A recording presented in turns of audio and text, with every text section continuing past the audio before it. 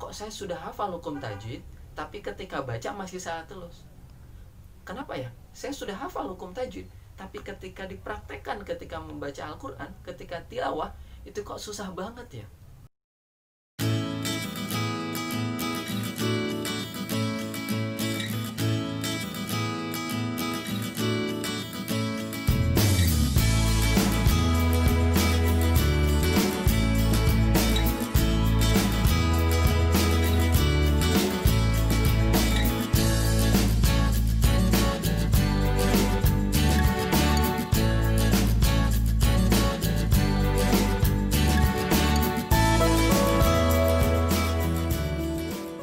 Alur membaca Al-Quran yang biasa dilakukan itu minimal ada 5 tahapan. Yang pertama adalah menghafal huruf-huruf hijaiyah, mulai dari alif, ba, ta, tha, jim, terus sampai ya. Kemudian tahap kedua adalah memberi bunyi dengan fathah, kasroh, dhamma, kemudian tanwin, sehingga berbunyi a, i, u, an, in, un.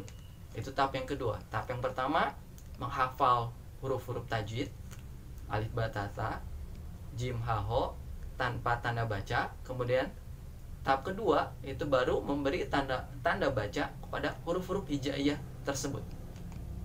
Dan tahap yang ketiga itu adalah belajar untuk huruf-huruf yang disambung.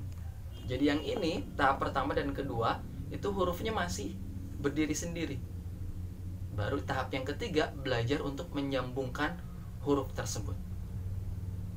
Tahap yang ketiga. Nah, di tahap ketiga ini banyak orang tua merasa sudah cukup ketika anaknya itu sudah bisa membaca Al-Quran dengan tanpa dieja. Padahal ini masih setengah perjalanan. Dan kita pun akhirnya apa? Ketika sudah merasa cukup, akhirnya apa? Kemampuan kita tidak kita tingkatkan kembali. Nah, kemudian tahap yang tadi tahap ketiga, kemudian tahap keempat itu adalah belajar hukum-hukum tajwid. Biasanya proses ini atau tahap ini dilakukan ketika SMP atau SMA. Ya, di pelajaran agama Islam kita belajar tentang tajwid. Tapi sayang, tahap keempat ini tujuannya itu hanya untuk tahu saja, belum sampai ke tahapan faham.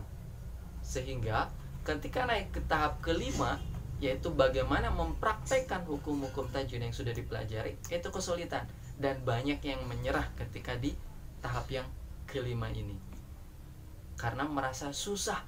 Kok saya sudah hafal hukum tajwid, tapi ketika baca masih salah terus? Kenapa ya? Saya sudah hafal hukum tajwid, tapi ketika dipraktekkan, ketika membaca Al-Quran, ketika tilawah, itu kok susah banget ya? Bisa jadi ini karena tahapan yang sebelumnya, tahap keempat, kita belajar menghafal hukum tajwid, itu kita baru tahu saja. Kemudian bagaimana caranya supaya kita mudah untuk mempraktekkan hukum-hukum tajwid? Ingin tahu caranya? Silakan lihat di video selanjutnya.